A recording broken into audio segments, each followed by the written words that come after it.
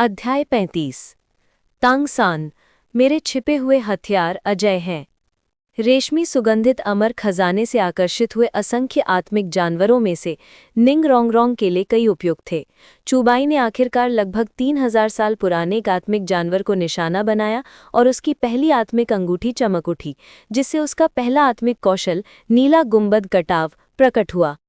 पांगू कुल्हाड़ी से अराजकता प्रकाश निकला और एक ही झटके में आसपास के कुछ कमजोर आत्मिक जानवर सीधे उड़ गए। चुबाई ने जिस आत्मिक जानवर को निशाना बनाया था वो पहले से ही अपनी आखिरी सांसें गिन रहा था। उसने सचमुच एक ही बार में। निंग रोंगरोंग पीछे से ये दृश्य हतप्रभ होकर देख रही थी, जब तक कि चुबाई ने उसे आवाज नहीं दी। तुम किस लिए इधर उधर भाग रहे हो? आओ और इसे मार डालो। चुबाई ने निंग रोंगरोंग को एक खंजर दिया। निंग रोंगरोंग आत्मिक जानवर के पास गई, अपनी आंखें बंद की और खंजर उसकी गर्दन में घोंप दिया। जल्द ही उसके सामने वाला आत्मा दानव बेजान हो गया। जैसे ही एक बैंगनी आत्मा वलय उभरा, चुबाई ने पांगू कुल्हाड़ी में समाहित अराजकता आभा को भी मुक्त कर दिया, जिसने निंग रोंगरोंग को घेर लिया। शुरू करो, अराजकता आभा तुम्हारी रक्षा करेगी, कोई समस्या नहीं होगी। निंग रोंगरोंग ने सिर हिलाया और वहीं आत्मा वलय को अवशोषित करना शुरू कर दिया। इस बीच जंगल के दूसरे हिस्से में लोगों का एक वार समूह था, श्रेक अकेडमी के सदस्य। क्या तुम्हें लगता है कि ग्रैंड मास्टर उत्तेजित हो गए हैं? जब से उन्होंने पिछली बार चुबाई नाम के उस आदमी को 10,000 साल की आत्मा वलय के साथ देखा था, तब से वे किसी प्रेत बाधित व्यक्ति की तरह हो गए हैं। हमारा प्रशिक्षण भी स्टारडू ग्रेट फॉरेस्ट में व्यावहारिक युद्ध प्रशिक्षण में बदल गया है। माँ होंगजुन नाराजगी भरे भाव से चल रहे थे। वे स्टारडू ग्रेट फॉरेस्ट जैसी जगह पर प्रशिक्षण लेने के बजाय अपनी पीठ पर पत्थर ढोना ज्यादा पसंद करेंगे। बकवास बंद करो, कम से कम इस तरीके से हमारी व्यावहारिक युद्ध क्षमता तो बेहतर हो सकती है। पत्थर ढोना, मुझे तो इसका कोई फायदा नहीं सूझ रहा।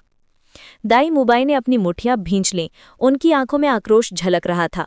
हमें जल्द से जल्द मजबूत बनना होगा, तभी हम उस चुबाई को घुटने टेकने पर मजबूर कर सकेंगे। छोटे सान, तुम्हारी दूसरी मार्शल आत्मा कैसी है? दाई मुमाई ने फिर पूछा। ठीक है, बस क्षतिग्रस्त हो गई है, कुछ समय बाद ठीक हो जाएगी। तांगसान ने अपना सिर हिलाया। उसकी नज़र शियाओवू पर पड़ी, जो शू जू चिंग के बगल में चल रहा था। बिल्कुल सही, ऐसा लग रहा था कि शियाओवू ने उससे पूरी तरह नाता तोड़ लिया है। अब वे उससे बात नहीं करती थी, बस शू जू चिंग के साथ सामान्य बातचीत करती रहती थी। चारों आदमियों के प्रति उसका रवैया पूरी तरह बदल गया था। बस क्षतिग्रस्त? क्या आप जानते हैं कि एक बार किसी आत्मा को कोई समस्या हो जाए तो ये आपके पूरे साधना करियर को प्रभावित कर सकती है, खासकर जब क्षतिग्रस्त आत्मा आपकी महत्वपूर्ण दूसरी मार्शल आत्मा हो। तांगसान, तुम मुझसे वादा करो कि भविष्य में अगर तुम्हारा सामना तुमसे शक्तिशाली किसी दुश्मन से हो जाए तो तुम जल्दबाजी में कोई कदम नहीं उठाओगे। यू शाओगांग आगे बढ़े और गहरी आवाज में उसे डांटा। ठीक है गुरुजी, मैं समझ गया। कितना बदकिस्मत, लड़ाई शुरू होने से पहले ही हमने आत्मिक जानवरों के एक समूह को इस तरफ दौड़ते देखा। मुझे आश्चर्य है कि क्या हो रहा है। ऑस्कर ने शिकायत की। अब जब निंग रोंगरोंग जा चुका था तो ऐसा लग रहा था कि उसने अपनी आत्मिक शक्ति खो दी है। आत्मिक जानवरों की विभिन्न प्रजातियां एक ही दिशा में इतनी बड़ी गति नहीं दिखाएंगी, ये किसी विशेष कारण से ही होगा, यू शियाओगांग ने समझाया। उनके पीछे फ्लेंडर और जाओ वूजी शक्तिशाली आत्मिक जानवरों को पास आने से रोकने के लिए सतर्कता से अपने आसपास देख रहे थे। रुको, देखो। अचानक आगे चल रहे दाई मुबाई ने कुछ असामान्य देखा। ये हैं वो शापित चुबाई और निंग रोंगरोंग। माँ होंगजुन ने सामने खड़े दोनों लोगों को पहचान लिया। ये सचमुच मिली भगत कर रहे हैं। हा हा हा हा, ये शापित निंग रोंगरोंग, मुझे उम्मीद नहीं थी कि इतनी साजिश रचेगी। पिछली बार तो इसने चेनशिन को भी साथ लाया था। क्या इसे सच में लगता है कि एक उपाधि प्राप्त डूलो दुनिया को उलट पुलट कर सकता है? दाई मुबाई ने दांत पीस लिए। लगता है अभी दोनों में से किसी के पास लड़ने का मौका नहीं है। चूंकि यही हाल है तो अब बदला लेने की बारी है। उसे मार डालने का यही मौका है। दाई मुबाई और माँ होंगजुन सबसे पहले हमला करने की तैयारी में थे, लेकिन शू जू चिंग और शियाओवू ने थोड़ा मुंह बनाया। वे सचमुच दाई मुबाई के व्यवहार को बर्दाश्त नहीं कर सकते थे। दूसरी मार्शल आत्मा क्षमता, श्वेत व्याघ्र प्रकाश तरंग। दाई मुबाई ने सबसे पहले हमला किया, लेकिन यू शियाओगांग ने उन्हें बीच में ही रोक दिया। रुको दाई मुबाई, निंग रोंगरोंग के पीछे 7 खजाने वाला ग्ले स्टाइल स्कूल है। क्या तुम चाहते हो कि हमारी श्रेक अकेडमी नष्ट हो जाए? क्या तुम पिछली बार स्वॉट डूलो की चेतावनी भूल गए हो? यू शियाओगांग ने उसे डांटा। शू जू चिंग ने यू शियाओगांग की तरफ देखा। उसे लगा कि ये व्यक्ति ना सिर्फ विकृत है बल्कि आत्मधर्मी और डरपोक भी है। मुझे करने दो, तांगसान आगे बढ़े। मेरे छिपे हुए हथियार लोगों को अदृश्य रूप से मार सकते हैं।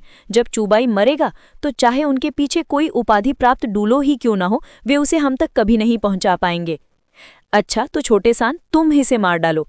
यू शियाओगांग सहमत हो गए और साथ ही उन्होंने दाई मुबाई की तरफ देखा। उनकी आंखें मानो कुछ कह रही थी। देखा, ये एक बुद्धिमान व्यक्ति का शिष्य है। दाई मुबाई यू शियाओगांग को एक थप्पड़ मारने से खुद को नहीं रोक पाया। इस सुई में जहर है, अगर ये इसे जरा भी छू जाए तो चाहे वो कोई भी सोल एंसेस्टर हो, वे 10 सांसों में ही मर जाएगा। तांगसान ने चुबाई की ओर देखा जो अभी भी निंग रोंगरोंग को आत्मा की अंगूठी सोखने में मदद कर रहा था, और उसके होठों पर एक मुस्कान खिल गई।